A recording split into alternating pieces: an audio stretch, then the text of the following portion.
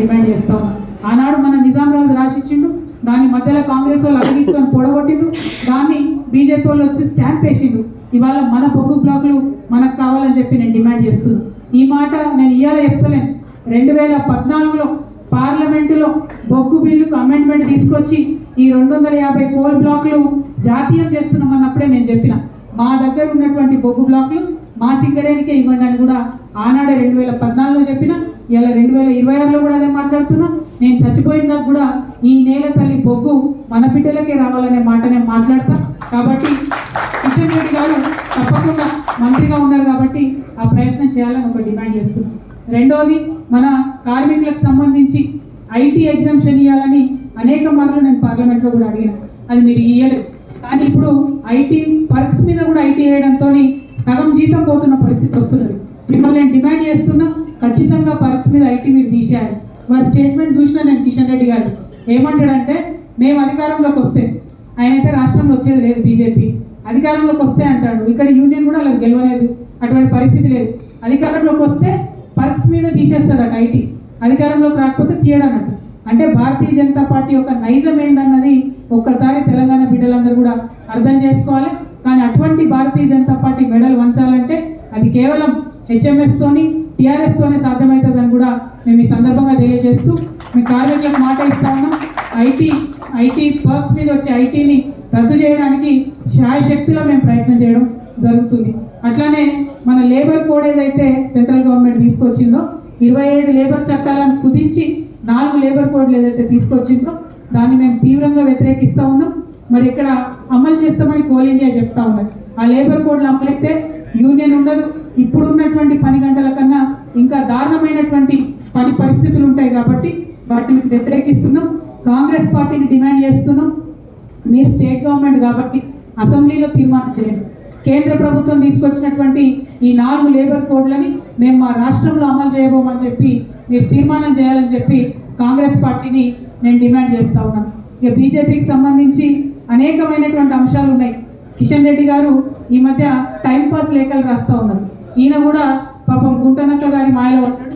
ఆయన గుంటనక్క సడన్గా వచ్చి సింగరేణికి మేము ఇక్కడికి వస్తున్నామని తెలియగానే సడన్గా ఆయన సింగరేణికి వచ్చిండు.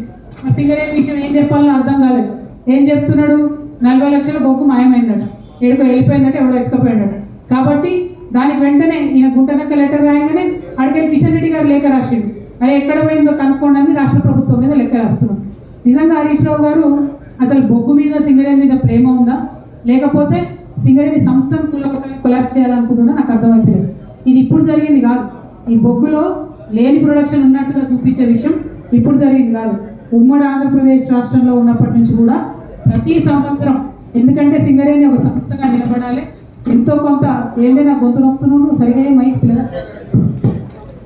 మైక్ సరిగా ఈ సంస్థ బాగుండాలి అని చెప్పి అప్పులు పుట్టాలి, మార్కెట్ క్రెడిబిలిటీ ఉండాలని చిన్నగా స్టార్ట్ అయిన అడ్జస్ట్మెంట్ ఇప్పుడు పెద్దగా అయింది.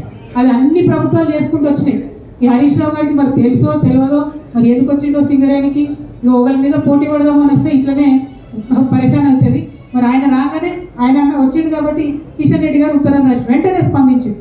నేను ఇవాళ కిషన్ రెడ్డి గారిని అడుగుతున్నా, మీకు అంత తీరికుంది కదా, మీరు బొగ్గు శాఖ మంత్రి కదా, అంత తీరికుంది, ఎంత తొందరగా ప్రతిస్పందించి మీరు ఆ బొగ్గు ఎక్కడుందో పట్టుకోమన్నారో అంతే తొందరగా ఐటీ మీద పర్క్స్ తీసేయండి, అంతే తొందరగా సింగరేణిలో లేబర్ కోడ్స్ అమలు చేయమని చెప్పండి.